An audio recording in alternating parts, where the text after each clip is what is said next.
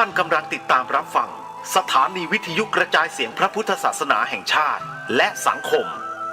คลื่นเพื่อการศึกษาพระพุทธศาสนาและวัฒนธรรม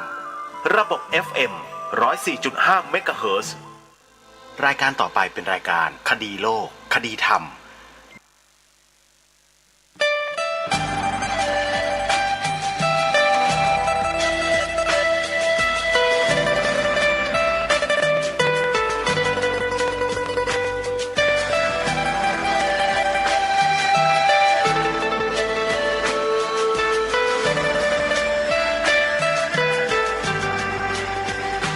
กล้าคิดก็ต้องกล้าทำอย่ากลัวถ้าทำความดีเป็นศึกษาปัญหาให้ทันท่วงทีเมืองไทยจะพัฒนากว่านี้รายการดีๆคดีโลกคดีธรรมขอรำพันบรรยายความคิดเครื่องหมายแห่งสีทั้งสามงามถนัดขาวคือบริสุทธิ์สีสวัสดิ์หมายพระไตรรัตน์และธรรมะคุมจิตไทยแดงคือโลหิตเราใสซึ่งยอมสละได้เพื่อรักษาชาติศาสนาน้ำเงินคือสีโสภาอันจอมประชาถ้าโปรดเป็นของส่วนองค์จักริ้วเข้าเป็นไตรรงค์จึงเป็นสีธงที่รักแห่งเราชาวไทยทหารอวตารนำไปยงยุทธวิชัยวิชิตก็ชูเกียรติสยามประเทศไทยที่เจริญมั่นคงมาได้จนถึงทุกวันนี้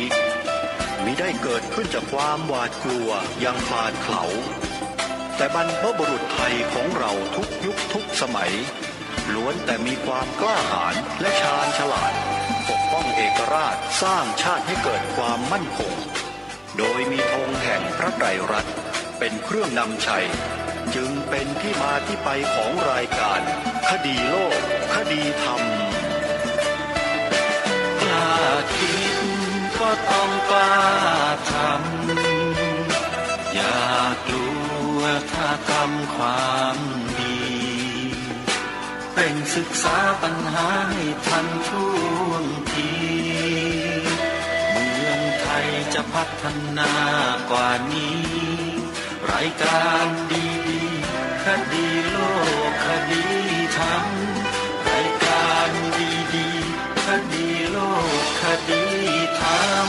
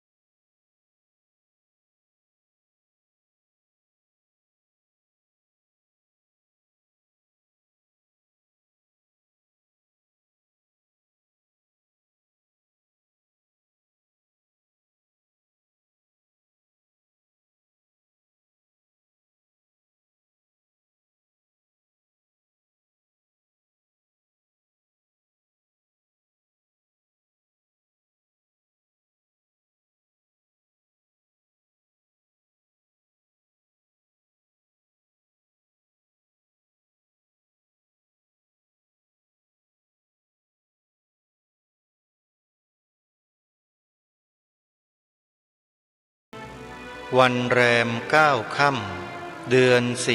4วันนี้ตรงกับวันเสาร์ที่26 มีนาคมพระพุทธศักราช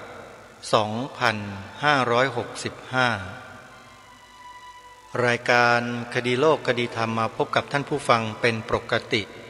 ทุกวันจันทร์ถึงวันศุกร์และวันเสาร์อาทิตย์ทางสถานีวิทยุแห่งนี้ท่านผู้ฟังสามารถดาวน์โหลดแอปพลิเคชันวิทยุพุทธศาสนาทั่วไทยเพื่อติดตามรับฟังรายการนี้ได้ทุกวันนอกจากรายการคดีโลกคดีธรรมแล้วยังมีรายการธรรมะสาระที่ดีๆกว่านี้อีกเป็นจำนวนมากรอให้ทุกท่านได้ไปสัมผัสด้วยตัวของท่านเองในแอปพลิเคชันวิทยุพุทธศาสนาทั่วไทยขอเชิญทุกท่านบอกต่อๆกันให้พี่น้องพุทธบริษัทของเรานั้นได้ศึกษาเรียนรู้ธรรมให้ทั่วถึงกัน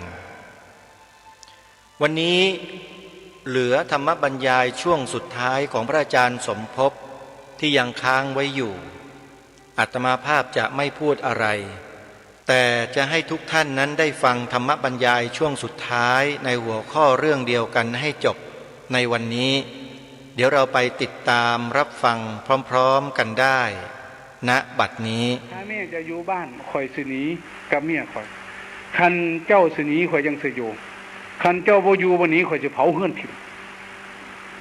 แม่เสียใจมากก็สมสารหนีไปเที่ยวขอทานเขากินน้อยใจ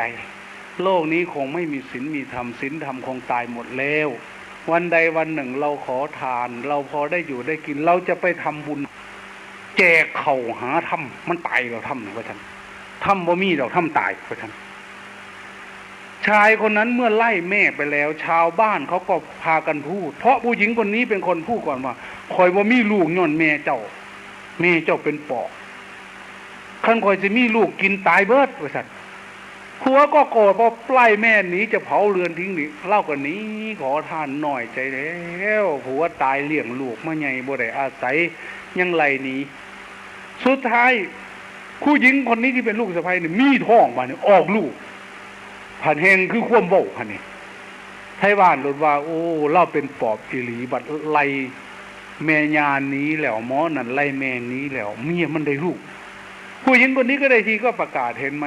เมื่อไล่แม่เธอหนีแล้วฉันก็มีลูกก็คลอดลูกมาก็ดีใจเพิ่นนี่พ่อหูว่าเขาได้ลูกเนี่ยโอ้ยอยากไปหาหลานเด้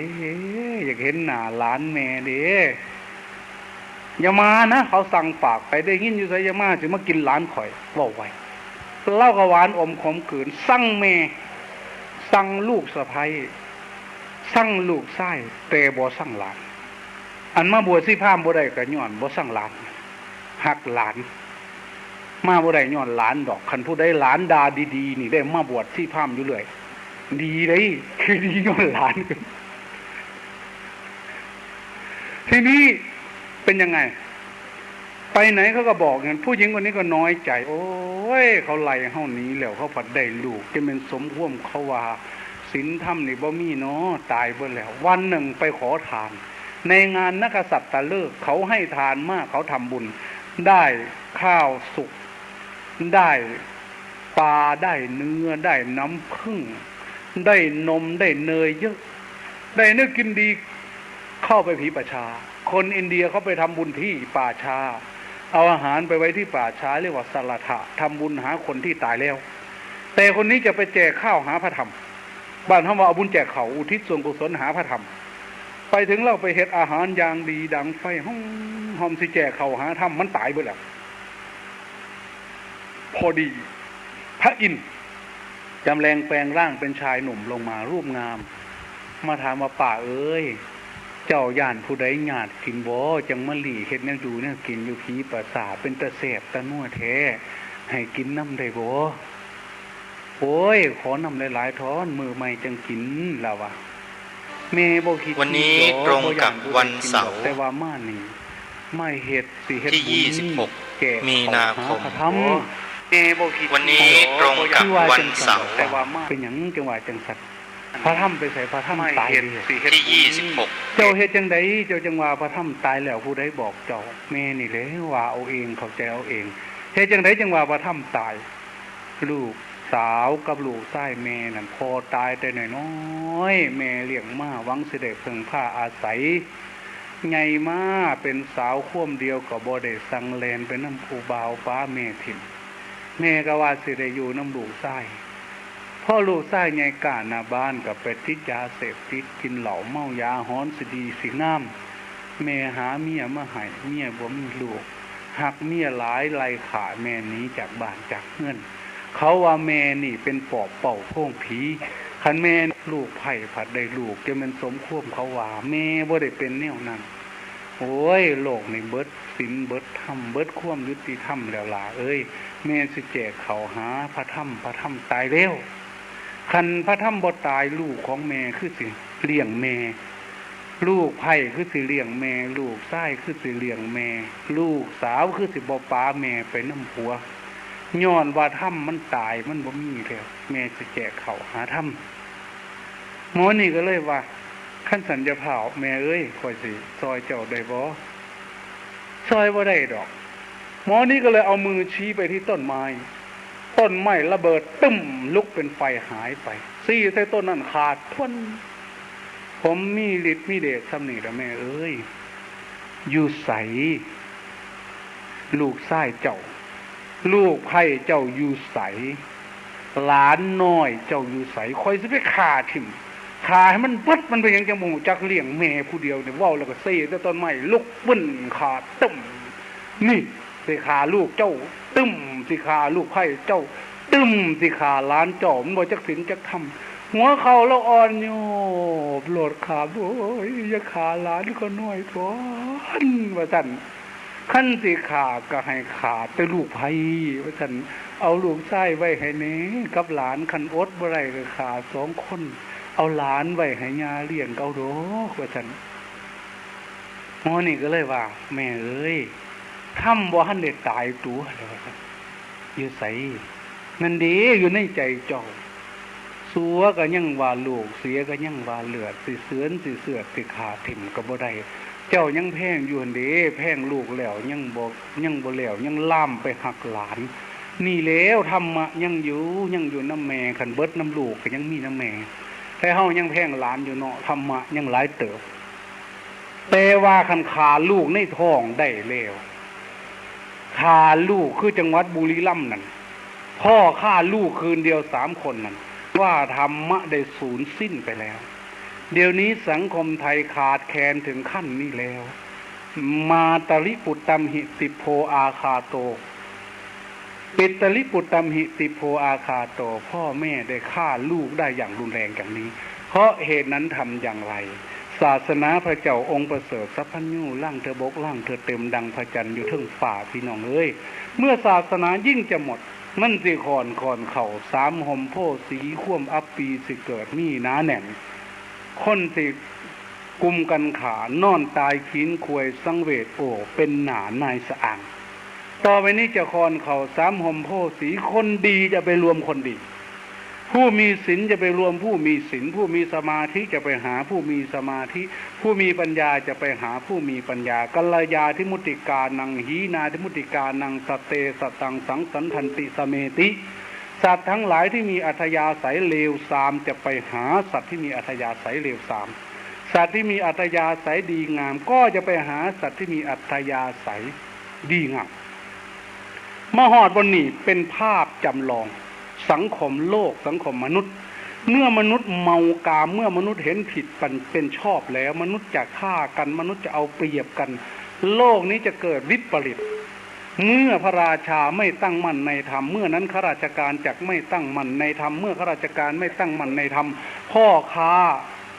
นักวิชาการจักไม่ตั้งมั่นในธรรมเมื่อพ่อค้านักวิชาการไม่ตั้งมั่นในธรรมเมื่อนั้นชาวบ้านคมนาคมต่างๆชาวไร่ชาวนาไม่สามารถตั้งอยู่ในธรรมเมื่อชาวบ้านทั้งหมดไม่ตั้งมั่นอยู่ในทางสัพในธรรมแล้วสัพพังลัดขังทุกขังเสติแว่นแคว้นจะประสบกับทุกประเทศชาติจะประสบกับทุกอย่างยิ่งใหญ่ นอกจากนั้นสุริยะจันทิมาปริวัตตันติวิสมังพระอาทิตย์พระจันทร์จะโคจรไม่สม่ำเสมอตาลานินักขัตตานิโลกานิปริวัตตันติวิสมังโลกนี้ดวงดาวทั้งหลายจะโคจรไม่สม่ำเสมอดาวหงดาวหาวจะโคจรมาพบกันจะชนกันจะระเบิดอันที่เขาว่ากบกินตะเวนกบกินเดือนเขาบอกว่าอีก75 ปีข้างหน้าจะมีอีกอาจจะบ่ฮอดก็ได้อาจจะเร็วกว่านี้ก็ได้เพราะบัดนี้ปริวัตตันติวิสมังจะหมุนเวียนไม่สม่ำเสมอจากหลงทางลมจากกำเริบเทวดาทั้งหลายจากกำเริบหลังจากนั้นสัมมาทาลังอนุปเวชติฝนฟ้าจะไม่ตกต้องตามฤดูกาลนอกจากนั้นทุบพิกขังโหติทุตสังโหติเสตติกังสลากาพุตังข้าวกล้าผลพืชทั้งหลายที่ปลูกลงไปจะไม่งอกงามผู้คนจะมากไปด้วยโรคภัยไข้เจ็บเมื่อนั้นคนทั้งหลายจะเริ่มตายไปก็จะถึงยุคสัตถันนิตินหานิกเหตวาอัญญมัญญัสสะชีวิตะโปโรเปติจะเกิดเสพสมกันมั่วทางกามอารมณ์แล้วก็จะเมากามแล้วก็จะเกิดความโกรธรุนแรงจับอาวุธเข็นฆ่าซึ่งกันและกันคนรวยเกินไปคนจนมากเกินไปภาษาฝรั่งเรียกว่าคาวทีโอรีระบบที่ไร้ระเบียบรัฐบาลใดจะควบคุมไม่ได้เมื่อคนรวยมากคนจนจักอยู่ไม่ได้เดี๋ยวนี้คนจนจะขายไร่ขายนาไปทำงานโรงงานอุตสาหกรรมวันละ200-300ต่อไปโรงงานเหล่านั้นจะหยุดจ้างคนจะใช้ระบบออโตเมตเรียกว่า post industry ผ่านพ้นอุตสาหกรรมที่เรียกว่าการผลิตแบบที่จะต้องใช้คนมากๆจะใช้พวกหุ่นยนต์แทนตัวคนแค่นดวงเดียวหมอลำพ่อห้อยข่อยผู้เดียวมีนายพ่อพันหนทาง10 วัน20 วันสิหย่อเป็นข้าวมือคนยากคนจนจะที่ดินหลุดลอยจากมือไปอยู่ในกำมือของคนรวยในบริษัทต่างๆบริษัทที่ดินมากขึ้นโรงงานต่างๆจะเกิดขึ้นคนจนจะไปทำงานครั้งแรกทำงานดีเงินเดือนวันละ200-300ต่อมาการผลิตชนิดนั้นจะหยุดเพราะในประเทศที่เจริญเลิกจ้างคนแล้วเลิกจ้างคนที่เขาเรียกว่า mass product คือการผลิตที่ใช้จำนวนคนมากๆก็จะคืนมาสู่ระบบการผลิตใหม่ที่เรียกว่าออโต้โปรดักต์ใช้หุ่นยนต์แทนคนคอยผู้เดียวมีนายพ่อพันหุ่นยนต์ตัวหนึ่งใช้ทำงานแทนคนได้100 คนโรงงานนี้เคยใช้คน1,000 คนจะเหลือหุ่นยนต์10 ตัวนั่งกดอยู่ในคีย์มาสเตอร์อยู่ในคอมพิวเตอร์ของมันทำงานเองบอปวดหัวปวดหลังปวดเอวปวดแขวปวดคางบอกเงินเดือนขึ้นหมอนี่ทำงานได้เบิดมือไปขึ้นหลังจากนั้นคนจนจะอยู่อย่างไรคนจนบ่มีอยู่มีกินหลังจากนั้นก็จะถึงสัตถันนิตินหานิกเหตวาทุกสิ่งทุกอย่างในมือของเขาก็จะกลายมาเป็นอาวุธเรียกว่าสัตถันตระกับปังภวิสติในขณะนั้น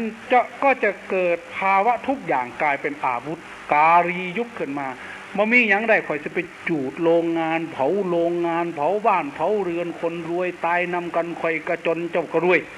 สังคมนี้จะคุมกันไม่ได้เมื่อถึงยุคนั้นคนสิผ้ากันตายสังเวชโอเป็นหนานายสะอางเห็นกันเขาสำคัญว่าแม่นไก่จับมีดผ่าฟันขาไล่แกงเขาสิกุมการขา7 วันถวนเขาสิลบเลี้ยวกันกองกันตายอเนกน้องเรือหล่นพ้นเบิดบ้านนี้ตายเข่าปลาลบหลีกลี่ในธรรมหอมคู่ผู้ใดมีศีลมีธรรมจะไปนุ่งขาวห่มขาวเจริญเมตตาภาวนาในถ้ำในภูในผาวัดวาอารามนี้ตัวอย่างของสังคมที่จะมาถึงภาษาฝรั่งเดี๋ยวนี้ฝรั่งก็ทำนายเหมือนกันอีกแล้วเขากลัวว่าจะถึงจุดไคลแม็กซ์ที่เรียกว่าคาวทีโอรีระบบที่ไร้ระเบียบคือคนจนจะคลั่งไม่มีจะกินจะทำลายคนรวยเมื่อนั้นจะตายด้วยกันและในขณะเดียวกันพี่น้องหลายรู้หรือไม่ว่าเดี๋ยวนี้สงครามมหาปรายอันนี้จะเกิดขึ้นคือระบบคนกินคนอัญญมัญญขาธิกาเขาจะกินซึ่งกันเมื่อถึงจุดนั้นเดี๋ยวนี้มีอาวุธมหาปรายชนิดหนึ่งเขาเรียกว่าออกซิเจนบอมไนโตรเจนบอมระเบิดสมัยใหม่นี่เขาทำเสร็จแล้วเก็บไว้ในที่มิชิดพร้อมได้ถึงจุดนั้นประเทศมหาอำนาจที่มีเครื่องมือชนิดนี้จะใช้มันก่อนคือกดตูมเนี่ยมันจะระเบิดยิงข้ามาอย่างมาตกประเทศไทยนี่ตุ้มบ่ได้ใหม่เฮือนใหม่สั้น ตึกรามบ้านช่องอะไรยังอยู่คือเก่าต้นไม้ยังอยู่ไม่อากาศออกซิเจนที่ว่าออกซิเจนบอมระเบิดออกซิเจนมีถึงไหนบอมไม่คนทั้งหลายจากไม่มีลมหายใจทันทีนั่งอยู่ก็ตายนั่งนอนอยู่ตายนอนยืนอยู่ตายยืนเขี่ยวหมากอยู่ตายฆ่าขมากกินเขาอยู่ตายฆ่าพระเขาเพราะนี่ว่าคนจากนั่งตายนอนตายยืนตายเดินตายจะมีคนประเภทเดียวที่ไม่ตายคือพวกเจริญสมาธิภาวนาพวกนี้เมื่อกายลำงับจิตลำงับลงไปชำนาญในวสีพี่น้องทั้งหลายลองทำสมาธิไปถึงจุดหนึ่งลมหายใจเราไม่มีถ้าเราเจริญอานาปานสติจ้องไปที่พุทธนาจุดที่มันกระทบที่มันเข้ามันออกสร้างความรู้สึกจ่อไว้ตรงนี้ตรงเดียวพอจับตรงนี้ได้มันเย็นมันสบายปล่อยไม่ต้องรู้จักว่ามันเข้ามันออกเพียงแต่รู้ว่ามันสัมผัสตรงนี้มันจะขยายฐานตัวรู้นี่แน่นเต็มไปตามหัวตามอะไรเหมือนในหัวเหมือนลูกโป่งถูกเป่าลงไปด้วยลมแล้วจนตัวเองจะใหญ่ขึ้นอย่างเนี้ยถ้าเรากลับมารู้ตรงนี้ตรงเดียวรู้เข้าความรู้มันจะแผ่หุ้มไปหมดเลยเพ่งไปตรงไหนแตกหน้าเย็นเยือกปีติภูตังเป็นผู้เย็นพอปล่อยอยู่เฉยๆอยู่ในสภาพนั้นจิตมันก็จะดิ่งลงไปสู่ฐานมันบางทีก็ลิบลงไปข้างในใช่ตอนนี้เราจะหายใจหรือไม่หายใจเลยกายสังขารดับไปอย่างนี้ตอนนี้ถ้าใครจะมีระเบิดออกซิเจนบอมไนโตรเจนบอมตุ้มลงมาคนอื่นตายแต่ซุ่มอยู่จัง10 นาที20 นาทีออกมาคือเก่าลมมาอีกแล้วลมทางอื่นมาแล้วพวกนี้จะเป็นพวกที่ไม่ตายเฮาเฮ็ดเลนเฮ็ดหัวอยู่นี่ก็สิพ่อนี่ทำไปไปหอดบนบ่มีลมแล้วย่านตายบ่นั่นแหละบ่ตายสิไปจ้านตายเฮ็ดหยังถ้าทำไปอย่างนี้ผู้ใดเจริญอานาปานสติให้ช่ำชองมาถึงจุดนี้ไม่กลัวเลยไม่มีเพราะว่าจิตเราเริ่มสงบลงไปนี่ลมหายใจจะนิดเดียวคือป่าอยู่ในน้ำเลิกๆนี่โดนๆอย่างขึ้นมางาบแล้วก็ดิ้งจิตมันจะเป็นอย่างนั้นมันหายใจครั้งหนึ่งแล้วมันก็ลงไปเงียบลึกๆนานๆเสพตะเวยดื่มดำอยู่อย่างนั้นหรือไม่ฉะนั้นถ้าเราดูสภาพที่มันแผ่ไปมันเย็นแสนจะเย็นขึ้นมาในสมองนี่เหมือนสมองทั้งก้อนเป็นน้ำแข็งอาบออกมาทั้งตัวมันหายใจหรือไม่หายใจเราไม่สามารถจะรู้แต่ว่ามันเย็นแสนจะเย็นในตรงนี้ไม่เป็นสุขไม่เป็นทุกข์ในไม่อยากเป็นไม่อยากตายไม่อยากอยู่มีแต่อาการผู้รู้อย่างนั้นอะไรจะเกิดขึ้นตรงนี้อาตมาว่าบุคคลเหล่านี้ถ้าเกิดระเบิดชนิดนี้ตูมลงมาเนี่ยมันหมดตายหรอกเพราะมันจะใช้เวลาอยู่ไม่เกิน10 นาที20 นาทีลมที่อื่นก็พัดมาตอนนี้มันก็ฟื้นคืนมาส่วนคนธรรมดานั่นก็ตายไปเลยคนโบราณจึงว่าไปถึงจุดนั้นจะมีคนนั่งตายนอนตายยืนตายจักกวัตติสูตรทีฆนิกายพระไตรปิฎกเล่มที่10ลองไปเปิดอ่านดูก็จะพบสูตรนี้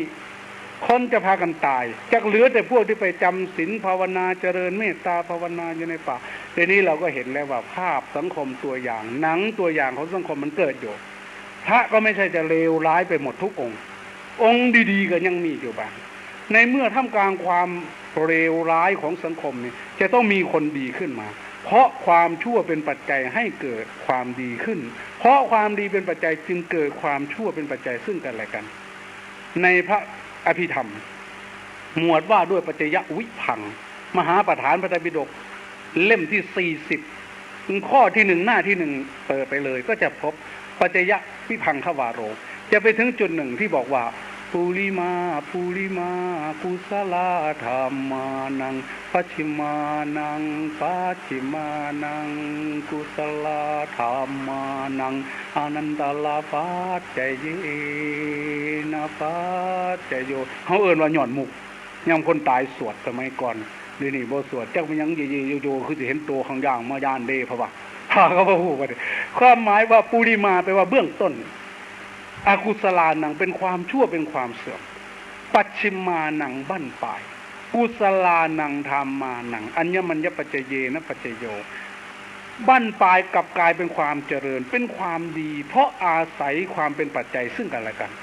ไอ้ความชั่วนี่เป็นปัจจัยให้เกิดความดีเหมือนความดีเป็นปัจจัยให้เกิดความชั่วความเจริญเป็นปัจจัยให้เกิดความเสื่อมพ เพราะเจริญลูกจึงไม่เชื่อฟังพ่อแม่ลูกศิษย์ไม่เคารพครูบาอาจารย์บ้านเมืองขาดเพราะความเสื่อมเราจึงพากันมาเจริญแต่กี้ไปจำศีลบ่เคยหูจักเถื่อให้สิมาบอกให้นั่งสมาธิเบิ่งลมหายใจยุบนอพองนู้นนั่นดูนี่บ่มีผู้เฒ่าไปจำศีลหาบกระดอนคอนกระตาหิวกระตาหมากตาบสาบไปปันกันเขี้ยวผู้ใบอ้วนๆหมากอ่อนๆแล้วก็เว้าพื้นลูกไผ่ลูกเคยนอนวัดแจ้งแล้วก็พักกันเมือบ้านไผเมืองมันได้บุญแลศีลนามาพ่อกันไม่เด้อเอาหมากอ่อนๆมาเพราะว่าเอาผู้มาก็เขาเจ้าก็ว่าได้บุญอยู่เขาเจ้าก็ได้ก็ได้บุญอีหลีซ้ำบ้านเมืองสมัยนั้นยังบ่ทันได้เสื่อมปานนี้คันเมื่อบ้านลูกเต้าก็แลนหับเว้าเสื้อถอยฟังความเพราะฉะนั้นเดี๋ยวนี้เราทั้งหลายเตรียมพบกับความเสื่อมตั้งรับความเสื่อมที่เกิดขึ้นอย่างรุนแรงรองรับเอาความเจริญเมื่อใดสถาบันทั้งสองชาติศาสนาพระมหากษัตริย์สถาบันทั้งสามอันยังกลมเกลียวกันเมื่อนั้นก็ถือว่าอริยายตเนปัจจาชาโตทุลโภโลกัสสมิง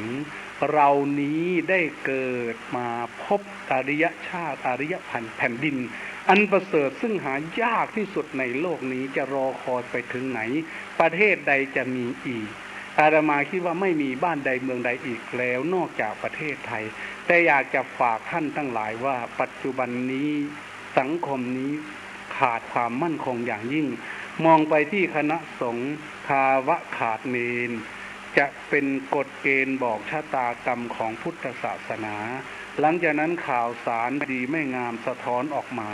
เป็นสัญญาณบอกภัยอันตรายอย่างเปิดตัวเต็มสตรีมเลยเต็มศักยภาพของความเลวให้เราเห็นเราจะต้องตั้งรับความเสื่อมอย่างเต็มศักยภาพอีกเช่นเดียวกันในขณะเดียวกันการบวชของคนปัจจุบันนี่ก็ลดล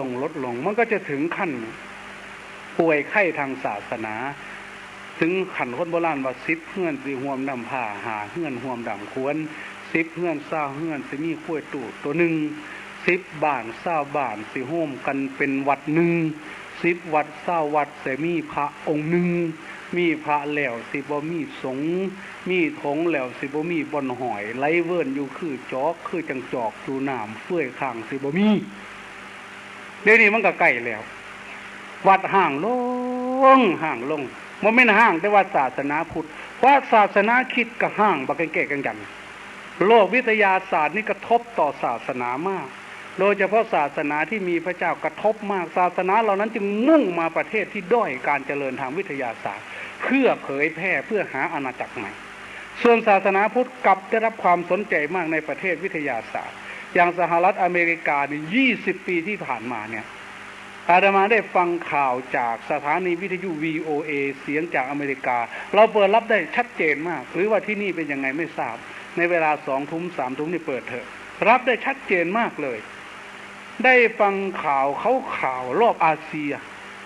แล้วก็ข่าวเกี่ยวกับศาสนาเขาบอกในประเทศอเมริกานี่20 ปีที่ผ่านมาแต่ก่อนมีคนนับถือศาสนาพุทธ 2-3 พันคน A few thousand only Buddhism in United มีเพียง 2-3 พันคนแต่ปัจจุบันนี้5 ล้านกว่าคนช่วงระยะ20 ปีนี่ชาวพุทธจาก 2-3 พันปีนี่ขึ้นเป็น5 ล้านวัดเกิดขึ้นมาอีกกับพุทธศาสนสถานนี่400 กว่าแห่งแต่ในขณะเดียวกันในประเทศเหล่านั้นอย่างฝรั่งเศสประกาศขายวัดทุกวันโมเมนต์วัดพุทธวัดคริสต์ห้างมันมีไผอยากบวชเขาเจ้าก็ได้วัดศาสนาคริสต์ก็ประกาศขายศาสนาพุทธไปซื้อพวกญี่ปุ่นเงินหลายไปซื้อวัดศาสนาคริสต์เฮ็ดวัดศาสนาพุทธฝ่ายมหายานอันนี้บ่คนโบราณว่ามานี่นิ่นสอสิเสียแสงสันหูหินแห่กับเกิดเป็นหน่วยแก้วที่ล่าเข็มคาเพ่งบัวขี้แบ่สิบานเกิดกลางหนองพักคลองนี้เมื่อโพ่นสิปงใบเป็นต้นบัวท่องขึ้นหัวสวนกำบานเก่าบนเลิกสังเราตื่นสิไปห่องบอนเขินเดี๋ยวนี้ของเขาเสื่อมทางนู้นจะมาเจริญทางนี้ของเราเสื่อมทางนี้จะไปเจริญทางโน้นต่อไปเนนก็จะขาดแคลนลง10 บ้าน20 บ้านโฮมกันวัดหนึ่งวัดที่ห่างลง10 วัด20 วัดจะมีพระองค์หนึ่งทางจังหวัดอุดรนี่ได้จ้างพระอยู่เป็นปีเลยพระรับจ้างเราได้มีพระแล้วบ่มีสงฆ์สุปฏิปันโนอุชุปฏิปันโนบ่มีแต่พระรับจ้างเขานี่เสียจังไดมีถงบ่มีบนหอยถงคือหยัง ถงคือธรรมะสัจธรรมที่จะเป็นหลักแก่นสารหลักธรรมของพุทธศาสนาจักเสือไปไหวน้ำไผ่บ่มีผู้ใดอยากฟังเทศพันเทศทั้งวิทยุนะโมตัสสะภะคะวะโตแตบโหลดดับหลัดเทศอันนั้นดับประสันบ่มีบนหอยเลยนี่จอกไหลเวิ้นไปแล้วนี่ไปออกทีวีบาดนี่เปิดปั๊บไปเห็นพระเหลืองแห่แทรดบาดเดียว3ช่องเงาคู่อันนั้นประสันบ่ฟังประสันคันเทศโตนั่นนะโมตัสสะภะคะวะโตหาวงาบขึ้นบาดนี่เจ้ามันอยากนอนมาได้ยามใดมีถงบ่มีบนหอยไหลเวิ้นอยู่คือจอกจิตตคือหบดีผู้เป็นอนาคามีสร้างวัดอัมพากตะวันมชิกาสนเลี้ยงพระทุกวันหลังวันพระมีเท่าไหร่นิมนต์ไปฉันที่บ้านแล้วมาส่งท่านจะถามปัญหาถ้าพระตอบไม่ได้ท่านจะตอบแสดงธรรมให้ฟัง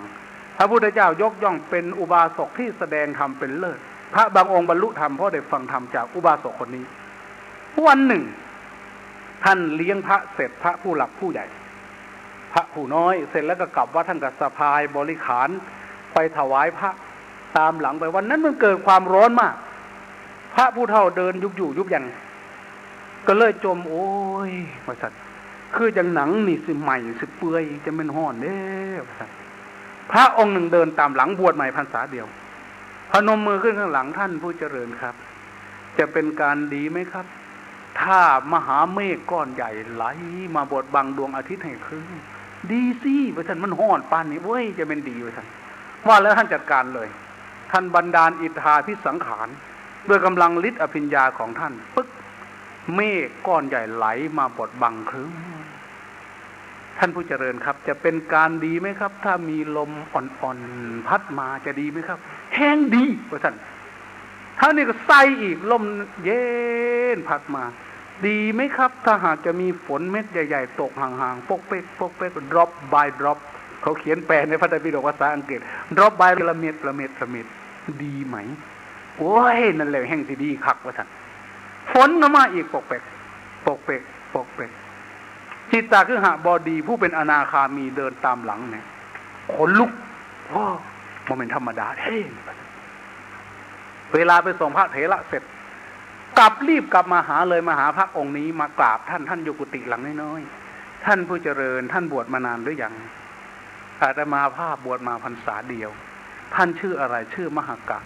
โอ้น่าอัศจรรย์อิทธาภิสังขารที่ท่านได้กระทำบรรลือศีลนาฏกับผมได้บูชาแล้วได้สักการะแล้วน่าอัศจรรย์เลื่อมใสยิ่งนักผมอยากจะเห็นอีกท่านอนุเคราะห์ผมได้ไหมท่านเห็นว่าคนนี้อนาคามีแล้วไม่ใช่คนธรรมดาน่าจะแสดงให้เห็นได้ถ้าคนธรรมดาถ้าไม่ให้แสดงได้อาตมาอนุเคราะห์ได้เอาหญ้าแห้งมาดู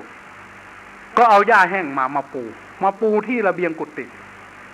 หลังจากนั้นก็เอาผ้าขาวของโยมเนี่ยปูทับเสร็จพระภิกษุหนุ่มองค์นี้ก็เข้าไปในกุฏิกระท่อมหลังนั้นแล้วก็ปิดประตูลั่นด่านท่านก็นั่งสมาธิเพ่งเตโชกสินไฟแรบออกมาตามช่องเล็กช่องน้อยไหม้หญ้าในลุกโผล่แต่ไม่ไหม้ผ้าขาว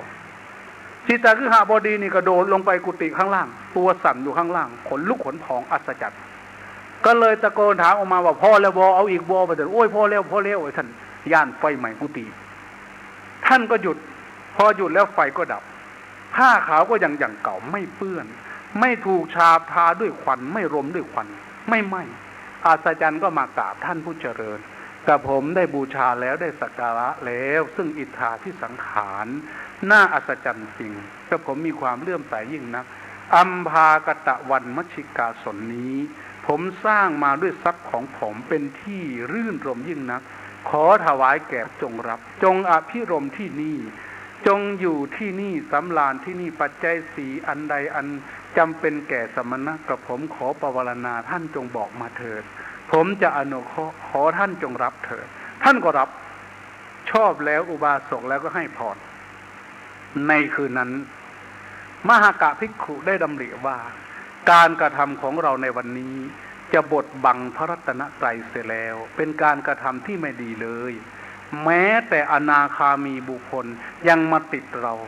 เมื่อติดตัวบุคคลแล้วไม่นานนักบุคคลก็จะตายเขาไม่เลยไปถึงพระพุทธพระธรรมพระสงฆ์ การกระทำของเรานี้บดบังพระรัตนตรัยแล้วเพื่อเป็นการให้มันดีมันงามในคืนนั้นท่านเก็บบาตรเก็บบริขารหายไปกับความมืดจากอัมพากตะวันมัชฌิกาสนไม่กลับมาสู่อัมพากตะวันและไม่ปรากฏโฉมหน้าของท่านในพระไตรปิฎกหน้าใดอีกเลยนั้นเป็นความรับผิดชอบต่อศาสนาแต่พวกเราปัจจุบันนี้คืออะไรสยังคาเหวะโกสิเตปริจชิตวาสัทธมังอัญญมันยังหิพันทะเลคนทั้งหลายตกอยู่ในภาวะแห่งสงครามโฆษณาในที่สุดเมื่อโฆษณาผู้ใดถูกใจเขาจะสลัดทิ้งพระสัทธรรมวิ่งไปถือเอาตามใจที่ตนชอบ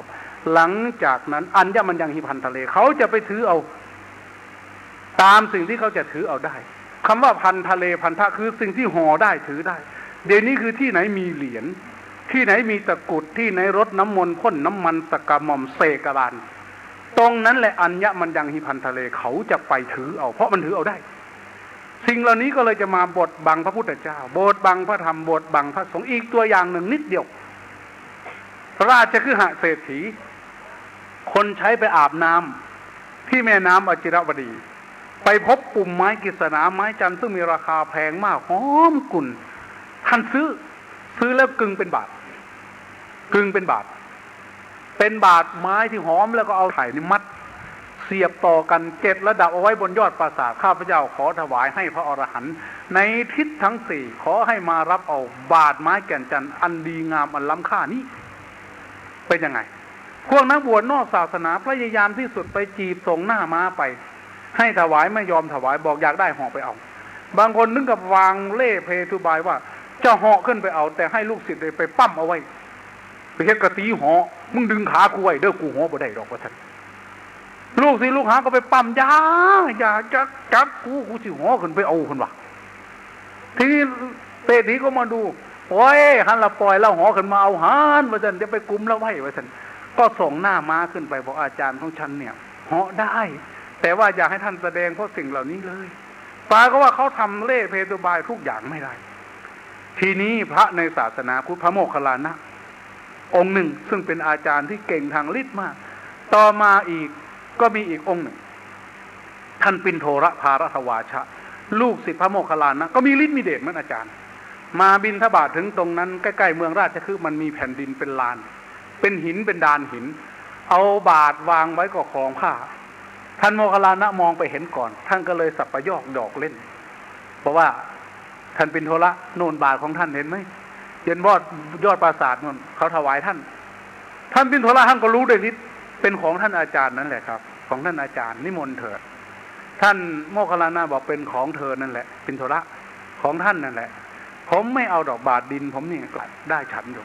ถ้างั้นผมเอานะก็นิมนต์เถิดของท่านแต่จะเอาไปทำไมเพื่อประกาศเกียรติคุณของศาสนาพุทธศาสนาให้เขารู้ว่าคุณสมบัติคุณวิเศษในศาสนานี้มันมีของจริงก็ตามใจพอแล้วท่านก็บันดาลอิทธาภิสังขารน้อมจิตสุเจโตวสีโดยมีจตุตถฌานเป็นภาคพื้นสู่ละหุตสัญญาเบาวิวห่อขึ้นไปในอากาศเอาตีนคีบแผ่นหินดานแผ่นนั้นก็เบาเหมือนสำลีห่อรอบเมืองราชคฤห์ผู้คนทั้งหลายแตกตื่นโกลาหลวิ่งมองทางย่านหินรุดใส่หัวน้ำกับพองนั่นในที่สุดท่านมาสลัดหินลงกับพื้นเสร็จแล้วท่านก็บินไปที่บ้านเศรษฐีประคองอัญชลีพร้อมทั้งบุตรทั้งภรรยาขอนิมนต์ท่านลงที่บ้านท่านก็เอาบาตรนั้นแหละลงมาที่บ้านเศรษฐีก็ใส่บาตรพอใส่บาตรเสร็จท่านก็เดินด้วยเท้าเปล่าๆเนี่ยกลับไปที่วัดไปที่เวฬุวันตาก็ว่ามหาชนทั้งเมืองเนี่ยแห่กันมืดฟ้ามัวดินไปเลยพระพุทธเจ้านั่งอยู่ตรงนั้นไม่มีใครกราบไม่มีใครถามพระพุทธเจ้าพระสงฆ์หมู่ใหญ่นั่งอยู่ตรงนั้นไม่มีใครเอ่ยถึงไม่มีใครกราบพระธรรมที่พระพุทธเจ้าสอนไม่มีใครถามถึงแต่ถามถึงท่านปิณโทรภารทวาชะอยู่ตรงไหนอาสมท่านอยู่ตรงไหนกุฏิท่านอยู่ตรงไหนโกลาหลกันเข้าไปพระพุทธเจ้าได้เรียกพระอานนท์มาถามว่าอานนท์นั้นเสียงอะไรโกลาหลเหมือนชาวประมงแย่งปลาพระอานนท์ก็เลยเล่าให้ฟังในคืนนั้นพระพุทธเจ้าเรียกประชุมสอบถามว่าเป็นความจริงหรือไม่ท่านปิณโทรก็รับเป็นความจริง เพราะอะไรเธอจึงทำเพื่อรักษาเกียรติคุณและศักดิ์ศรีของพุทธศาสนาประกาศให้เขารู้ว่าของจริงคืออันนี้พระพุทธเจ้าก็เลยบอกว่าเอาบาตรไม้จันทร์ของเธอมาสิพอเอามาถึงท่านทุบทิ้งแตกละเอียดแล้วพระทุกองค์เอาไปเป็นยาทาตาแดงแล้วก็บอกว่าการกระทำของเธอไม่สมควรเลยเป็นสิ่งที่ไม่สมควรอย่างยิ่งไม่เหมาะไม่สมไม่ควรไม่เป็นไปเพื่อประโยชน์อันยาวนานเป็นประโยชน์เฉพาะหน้าเดี๋ยวนี้การกระทำของเธอนั้นเหมือนมาตุคามคือผู้หญิงเปิดของลับตนเองล่อเอาเงินบุรุษบอกภาษาบ้านเขาว่าคือจำบาจากนี้ต่อไปเราประกาศห้ามผู้ใดแสดงฤทธิ์แสดงเดชอวดฤทธิ์อวดเดชให้คนทั้งหลายทั่วไปได้รู้และได้เห็นเพื่อลาภสักการะเสียงสรรเสริญเยินยอเพื่อฤทธิ์เดชเราปรับอาบัติเพราะมันบดบังพระรัตนตรัยเห็นบ่เนี่ยพระพุทธเจ้านั่งเจนเทินอยู่กับบังเพราะนั้นทุกวันนี้สงฆ์ในอำเภอภูเขียวสงฆ์ในเมืองชัยภูมิมีมากหลายพันองค์แต่ถ้าสักองค์หนึ่งลองมีฤทธิ์มีเดชแล้วกระทำอันใดอันหนึ่งขึ้นมาให้คนทั้งหลายอัศจรรย์รู้ขึ้นเนี่ยท่านองค์นั้นจะบังสงฆ์หมดทั้งจังหวัดหรืออาจจะบังหมดทั้งภาคอีสานและท่านผู้นั้นก็ไม่มีอายุยืนอยู่เป็นหมื่นปีท่านก็จะต้องตายจากไปเพราะเหตุนั้นพระพุทธเจ้าจึงมีบทบัญญัติห้ามสิ่งเหล่านี้ความรู้ความสามารถของพระองค์หนึ่งจะผ่านไปสู่ชุมชนจะต้องผ่านสถาบันสงฆ์เป็นการ transferate คือผ่านเลยจากสงฆ์ไปให้ความรู้ความสามารถเหล่านั้นตกมาเป็นสมบัติของสงฆ์เมื่อเป็นอย่างนี้ศาสนาของเราจะยืดยาวต่อไปในประเทศอินเดียอยู่ในลักษณะเช่นนี้แตกกันเป็นก๊กเป็นเหล่าอาจารย์ข่อยอาจารย์เจ้าองค์นั่นองค์นี่สายนั่นสายนี่ศาสนาอื่นก็จ้องโจมตีเข้าสามัคคีกันไม่ได้มีเรื่องเล็กๆน้อยๆพวกหนังสือพิมพ์พวกอะไรก็ตีเข้าในที่สุดก็เสร็จเลยภาพลบเกิดขึ้นศรัทธานุ่นก็ปลิวกระจุยเดี๋ยวนี้มีคนมาปรารภกับอาตมาแม่จะไปทำบุญทางภาคกลางบอกว่าแม่เอ้ยลูกสาวลูกชายเตือนอย่าไปทำบุญเลยพระทุกวัดนี้หาดีๆไม่ได้ดอกมันเป็นเสียงสะท้อนออกมาจากสื่อสารมวลชนเพราะเหตุนั้นบัดนี้ถ้าท่านรักชาตินะท่านจะต้องรักพระมหากษัตริย์ถ้าท่านรักพระมหากษัตริย์รักชาติท่านจะต้องรักพุทธศาสนาทำอย่างไรหนังสามเกี่ยวสิบไกลจากเสือกข่าวทำอย่างไรรัฐธรรมนูญนี้จะรองรับพุทธศาสนาเป็นศาสนาประจำชาติทำอย่างไรการศึกษาของชาติจะเน้นมาที่คุณค่าทางพุทธศาสนาเดี๋ยวนี้ในบริษัทการค้าใหญ่ๆในอเมริกาต้องจ้างที่ปรึกษาฝ่ายจริยธรรมแล้วผู้ใดมีศีลมีธรรมเก่งภาษาอังกฤษหน่อยหนึ่งเนี่ยหางานทำง่ายที่สุดในสหรัฐอเมริกาบริษัทบิสเนสใหญ่ๆเดี๋ยวนี้เขามีวิชาสอนในโรงเรียนเลยคันจรันบิสเนสธุรกิจจริยธรรมวัฒนธรรมทางธุรกิจจะต้องมีศีลธรรมอย่างไรมีการสอนกันแล้วเพราะนั้นพุทธศาสนานี้คงจะต้องยังไปได้อีกไกลในประเทศที่เจริญที่มีเหตุมีผลถ้าพวกเรายังอยู่ในสภาพนี้ย่ำกันอยู่ในสภาพนี้อาตมาว่าไม่นานนะพุทธศาสนาอาจจะอัสดงไปจากประเทศไทยเสียงส่วนมากเป็นเสียงสวรรค์นั้นเป็นเสียงที่น่ากลัวถ้ามันพลิกเป็นเสียงนรกถ้าการซื้อเสียงขายสิทธิ์ปลอดภัยจากการกระทบกระเทือนในการปฏิวัติยึดถืออาตมาคิดว่าวันหนึ่งชาวพุทธจะมีกำลังอัตราน้อยที่สุดในรัฐสภาวันนั้นอะไรจะเกิดขึ้นกับความมั่นคงของพุทธศาสนาและพระมหากษัตริย์การกล่าวธรรมนิกถาวันนี้กินเวลามา21นาทีเพราะขณะนี้บ่าย3 โมง21นาทีส่วนภาคการปฏิบัติก็คงจะต้องฝากท่านที่อยู่ข้างหลังตอนมาเห็นท่านบรรยายเรื่องอานาปานสติเรื่องการดูลมหายใจได้ดีอยู่พอสมควรท่านจงตั้งอกตั้งใจฟังและนำสู่การประพฤติปฏิบัติอานาปานสตินั้นเป็นสมาธิภาวนาระดับซุปเปอร์สแตนดาร์ดมาตรฐานที่ตายตัวเหมาะแก่นักบวชเหมาะแก่ชาวบ้านเหมาะแก่คนเฒ่าคนหนุ่มเหมาะแก่แม้แต่คนจะตายปังงาบปังงาบผู้ใดเจริญอานาปานสติมีสติอยู่ทุกลมหายใจ 95% จะรู้จักเวลาตายของตนเองเพราะเวลาตายก็คือเวลาสิ้นลมหายใจเราจะรู้ว่าเวลาลมหายใจจะขาดตรงไหนอานาปานสติส่งไปจนถึง ชีวิตะปริยันติกังเวทนังเวทยะมีติปชานติเสวยเวทนาเป็นที่สุดแห่งชีวิตเธอจะทราบชัดว่าเวทนานี้เป็นที่สุดแห่งชีวิตถ้ามีสติอยู่ทุกลมหายใจตลอดเวลานอนเบิ่งในเด้อเบิ่งยามมันหลับขาเข่าหรือมันหลับขาออกถ้าเบิ่งบ่เห็นนั่งเบิ่งบัดมันสิหลับยามนั่งค่ะมันหลับขาออกมันลงจังสี่ดอกบัดมันหลับขาเข่ามันขึ้นจังสี่ดอกถ้าเราเห็นหลับกับตื่นหลุดออกจากกันบ่อยๆจะเคยชินกับความตายบัดกูตายก็สิเป็นจังซี่กูสิเบิ่งคักๆเบิ่งกูตายคือเบิ่งผู้อื่นตายนี่คือตะเกียงมอดนี่สิตายเสพมาถึงตรงนี้อานาปานสติจะส่งอานิสงส์ให้ท่านผู้ใดเจริญประจำจะเป็นพระอรหันต์ในชีวิตนี้หมดกิเลสอย่างแห้งแล้งก็ได้ถ้ามิฉะนั้นจะบรรลุธรรมหมดสิ้นกิเลสในขณะที่ตายพอดีชีวิตะสมะสีหรือมิฉะนั้นถ้าหากมีสติอยู่ตายในขณะนี้ยังมีกิเลสก็จะเบาบางท่านจะเป็นอนาคามี5กับ2รวมกันเป็น7จึงเรียกว่าอานิสงส์แห่งอานาปานสติมีถึง7อันที่ดีที่สุดก็คือตายแซ่บบรรลุธรรมในขณะตายก็ได้การกล่าวธรรมิกถาสมควรแก่เวลาขอยุติลงจะต้องเดินทางต่อไปที่นครสวรรค์ถ้าหากไม่มีเหตุขัดข้องที่จะต้องให้กลับโดยฉับพลันจึงขอยุติลงรัตนตยานุภาเวนะอนุภาพแห่งพระรัตนตรัยรัตนตยาเตสุสาเดชแห่งพระรัตนตรัยกตปุญญานุภาเวนะอานุภาพแห่งบุญญาบารมีคุณงามความดีที่เราทั้งหลายได้สั่งสมได้อบรมได้กระทำในอดีตจนถึงปัจจุบันที่ทำในบัดนี้และจะทำต่อไปขอจงเป็นภาระวะปัจจัยเอื้ออำนวยหนุนส่งมอบถวายเป็นราชการะแด่ดวงพระวิญญาณของสมเด็จย่าแม่ฟ้าหลวงสิงสถิตณปารภพใดๆโปรดได้ชื่นชมยินดีอนุโมทนากุศลจิตเจตนาของพระสงฆ์ในกรไพร่ฟ้าอาณาประชาราชาอำเภอภูเขียวได้กระทำส่วนที่เป็นทานนามัยศีลและไมภาวนาไม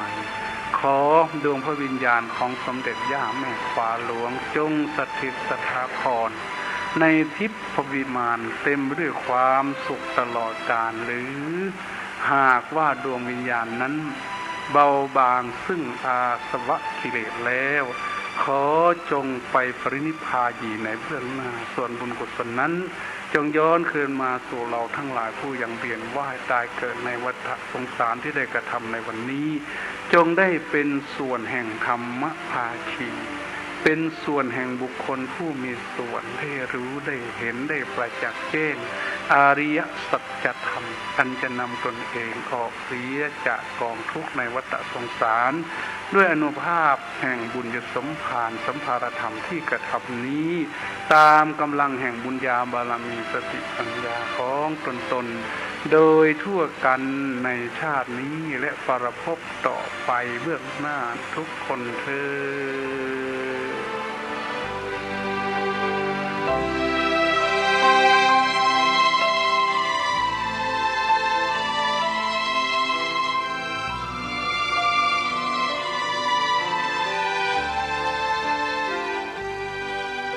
ท่านสาธุชนผู้ฟังทุกท่านที่จบไปนั้นเป็นธรรมบรรยายพิเศษที่ท่านพระอาจารย์สมภพโชติปัญโยได้รับอาราธนานิมนต์ให้ไปบรรยายเนื่องในโอกาสทำบุญอุทิศถวายเป็นพระกุศลแด่สมเด็จย่าเมื่อปีพระพุทธศักราช 2538 หรือ 39 ประมาณนี้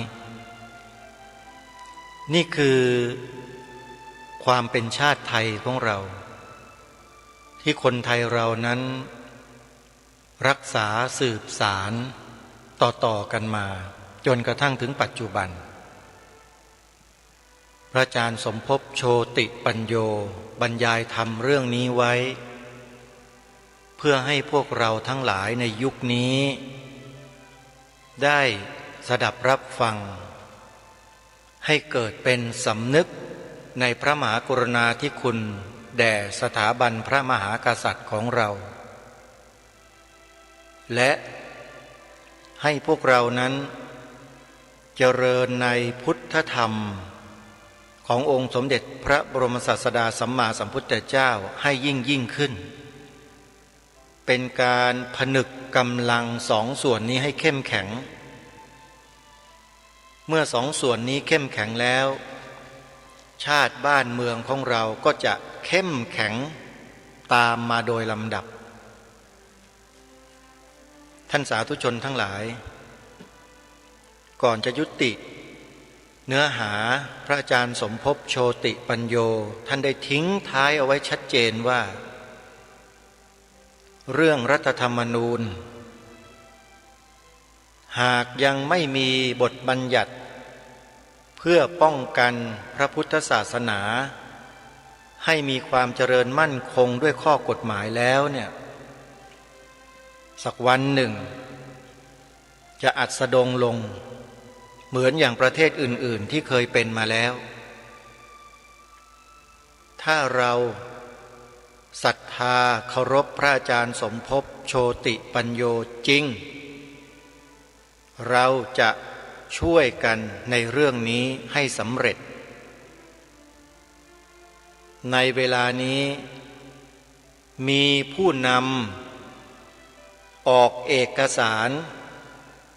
เพื่อให้พวกเราถวายฎีกาในเรื่องนี้แล้วเราลองไปเสิร์ชหาดู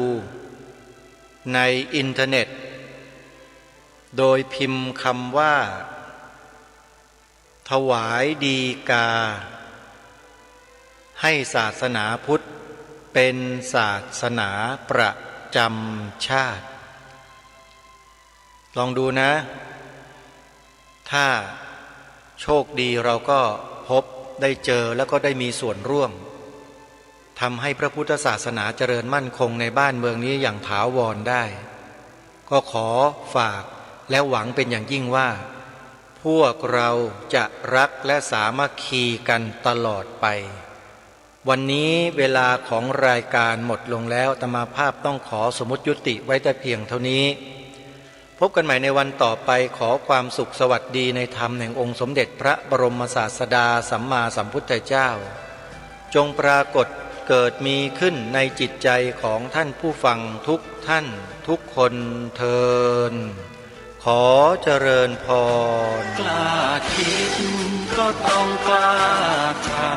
ำอย่ากลัวถ้าทำความดีเป็นศึกษาปัญหาให้ทันท่วงทีเมืองไทยจะพัฒนากว่านี้รายการดีคดีโลกคดีธรรมขอรำพันบรรยายความคิดเครื่องหมายแห่งสีทั้งสามงามถนัดขาวคือบริสุทธิ์สีสวัสดิ์หมายพระไตรรัตน์และธรรมะคุ้มจิตไทยแดงคือโลหิตเราใสซึ่งยอมสละได้เพื่อรักษาชาติศาสนาน้ำเงินคือสีโสภาอันจอมประชาถ้าโปรดเป็นของส่วนองค์จักริ้วเข้าเป็นไตร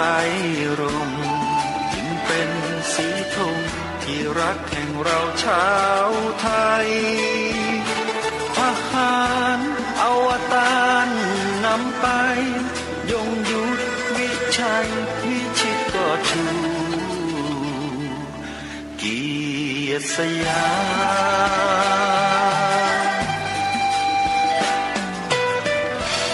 ประเทศไทยที่เจริญมั่นคงมาได้จนถึงทุกวันนี้